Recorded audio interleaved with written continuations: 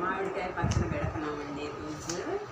ఎండాకాలం వచ్చింది కాబట్టి పచ్చడిలో స్టాక్ పెట్టుకుంటే వందప్పుడు అవసరం అవుతాయి. మా వారికి బాగా ఇష్టమైన మామిడికాయ చట్నీ తయారు చేస్తున్నాము. ఫస్ట్ మెంతి పొడి వేసుకోవాలి కొంచెం, అలాగే ఆవాల పొడి కొంచెం, అలాగే సాల్ట్, కారం వేసుకోవాలండి. కారం వేసినాక సాల్ట్, ఉప్పు, గళ్ళు ఉప్పు వేసుకోవాలి. సాల్ట్ వేయకూడదండి. సాల్ట్ వేస్తే ఏంటంటే పచ్చళ్ళు నిలవు, గళ్ళు ఉప్పు అయితే మంచిగా నిలబడతాయి.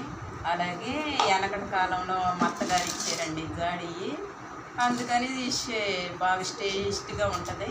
అందుకని దీంట్లో శనగ నూనె బాగా టేస్టీగా ఉంటుంది మామిడికాయ పచ్చట్లోకి. బాగా మా వారికి ఇష్టం అండి మామిడికాయ అంటే. పొలం పనులప్పుడు బాగా పనికి వస్తుందని మా పిల్లలకి చేసే విధానం అయిపోయిందండి. అలాగే మనం జాడీలో పెట్టేసుకుంటున్నామండి. కొంచెం కొంచెంగా తీసుకుంటూ అలా పెట్టేసుకోవాలండి.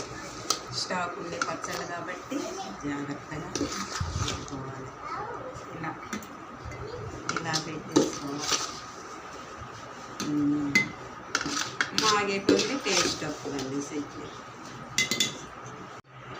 వాటర్ తగ్గకుండా జాడీకి ఇట్లా చేసుకుంటూ పెట్టాలండి. వాటర్ అయితే ఖరాబ్ అయిపోతుంది.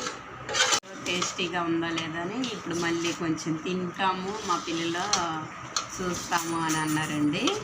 మనం కూడా తినొచ్చు, ఎమ్మటైనా తినొచ్చు, పెట్టినాక 2 రోజుల తర్వాత అయినా తినొచ్చు, ఏం కదండి.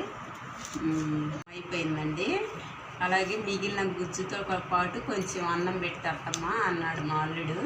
కొంచెం టేస్ట్ చేయి అల్లుడు అని పెడుతున్నానండి. ఎలా ఉంది అల్లుడు? విక్రమ్ ఎలా ఉంది? అంటే మమ్మల్ని ఫాలో అవ్వండి, సబ్స్క్రైబ్ చేయండి.